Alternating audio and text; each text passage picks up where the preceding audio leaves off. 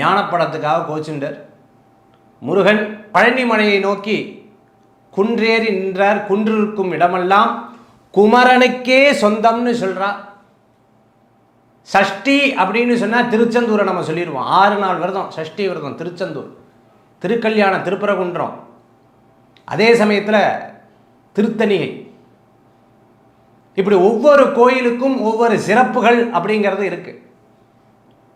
அப்போ தைப்பூசம் அப்படின்னு சொன்னாலே உடனே சட்டுன்னு நம்ம சொல்கிறது பழனி முருகன் அப்படின்னு நம்ம சொல்லிவிடுவோம். திருப்பரங்குன்றத்துக்கு ஒரு விசேஷம், பழமுதிர்ச்சோலைக்கு ஒரு விசேஷம், சுவாமிமலை சுவாமிநாத சுவாமிக்கு ஒரு விசேஷம். இப்படி பழனி முருகருக்கு ஒரு சிறப்பான ஒரு நாள்.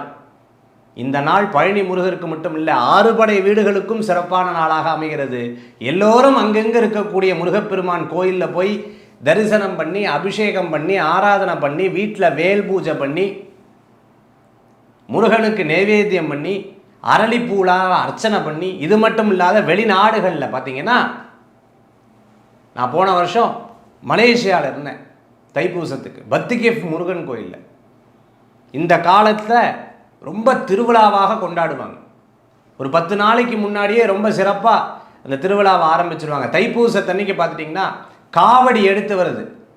முருகப்பெருமான் மேலே நமக்கு இருக்கிற பக்தி இவ்வளோ கம்மியா? இப்படியெல்லாம் பக்தி வைக்கிறாங்களே, நமக்கு பயம் வந்துடும். பால் காவடி, பன்னீர் காவடி, புஷ்ப காவடி, சந்தன காவடி, வேல் காவடி, விபூதி, ஸ்கந்த காவடி, இப்படி காவடி எடுத்துக்கொண்டு முருகப்பெருமானை தரிசனம் பண்ணக்கூடிய அற்புதமான நாள். காவடியில் அந்த தீர்த்தத்தை கொண்டு போய் முருகனுக்கு அபிஷேகம் பண்ணுவாள்.